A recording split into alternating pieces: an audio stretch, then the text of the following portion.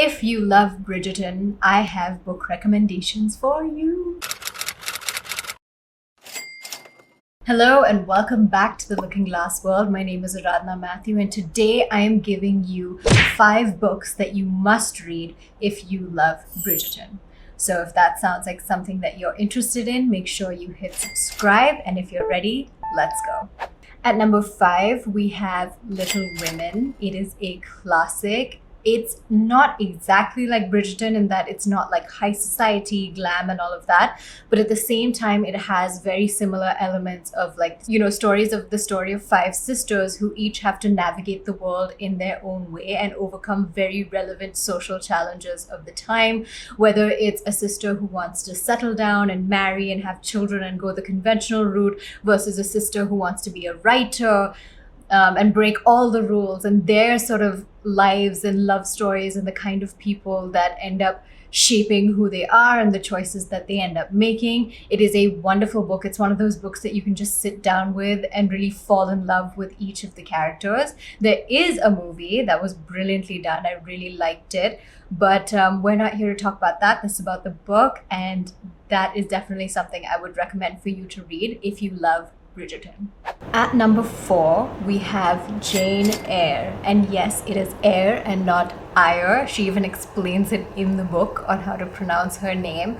But this has like closer elements of Bridgerton in terms of like changing of social status, like that sort of thing. And here you have a woman who is more or less on her own in the world, doesn't have a support system, is swept away by a man who she believes is the love of her life, goes and lives in his mansion, and then realizes that things are not quite what they seem. If you know me, you know that I don't love pure romance, and I always try to find love stories that are a little bit layered, and this is a great example of one of them, because while it has all your elements of like a classic swept off her feet and all of that love story, there's also a very strong element of darkness, especially when she finds out that this love of her life has been keeping secrets from her. And I feel like the way I'm describing it right now is very like society Bridgerton, but it's actually a very like deep and interesting read with all of these elements. So it is a fantastic book, another classic. Highly recommend that you read it. At number 3, I actually have 3 options by the same author, who is Edith Wharton. And those are the 3 novels of New York. Now, my favorite was The House of Mirth, but you can go for really anything. Now, this is really inching very close to Bridgerton's space in terms of like the whole society angle of like making appearances, being a socialite, and how people use that and navigate different classes of society. If you want to get out of a certain class of society, what does that take?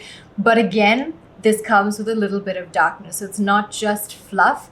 These books explore like the darker sides and the flip sides rather of when you allow like social perception and the glamour, the social climbing and all of that to become what defines who you are, and what can happen to you when you base your entire self-worth and identity on that, like who your friends are, who you're married to, the clothes that you're wearing, all of this. But it does have all of the elements of like a very classic society-based piece, and who's going to whose party, and like who's wearing what, and who's seeing whom, and all of these things, but done in, again, a very well-rounded way. So definitely recommend any of those, especially because the protagonists themselves are either very layered or very shallow. And both ways, it's very cool to see how the author explores those stories.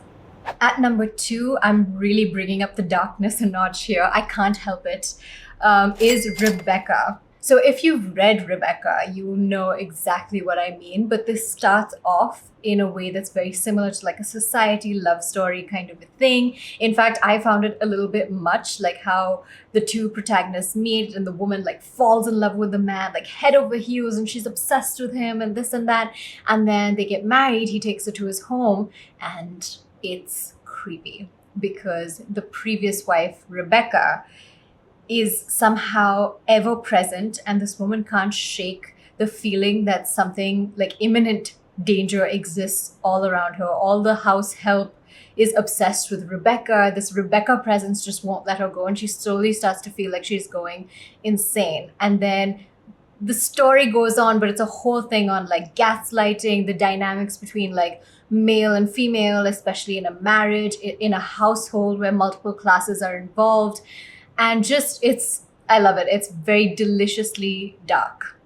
And at number 1, we have Pride and Prejudice. I couldn't have left this video without mentioning this book because I feel like it is the perfect bridge between Bridgerton, wow, I didn't mean for that to happen, and like maybe heavier classics that are period pieces as well. But Pride and Prejudice leans much more heavily on the romance than I think any of the other books in this list. And I'll be honest, when I first read it, I thought it was just some fluff piece, and I was like, why are these women just like chasing men to marry? That's the entire book. But when I studied it, I realized that it's a very clear reflection of the times, and that for a woman to be financially secure in life, her sole bet was on a man, because there's no other way to have money, be secure, nothing.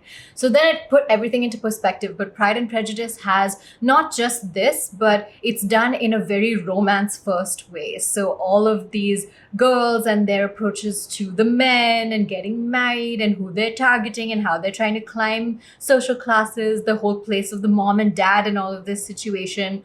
And of course, Darcy, who I know is has a huge following of women even today on the internet. The Darcy fandom is serious, but very interesting read in terms of like, and there is a little bit of a comedic element as well, and generally is a very interesting read. Very close to Bridgerton, but also an excellent piece of literature, a classic, but has everything that you'd need to be entertained if you like Bridgerton as well. But that's it. And with that, we come to the end of my recommendations for if you love Bridgerton. These are the books that you should read. Let me know if you enjoyed this list, if you've read anything from this list, and if you'd like any other book recommendations for me. But in the meantime, if you want to read my original work, but it's not very Bridgerton-like, but still you might like it, go to my website at aradhnamatthews.com and be sure to follow me on Instagram at The Looking Glass World for more book recommendations. Other than that, make sure you like, comment, and subscribe. Thank you so much for watching. I'll see you next time.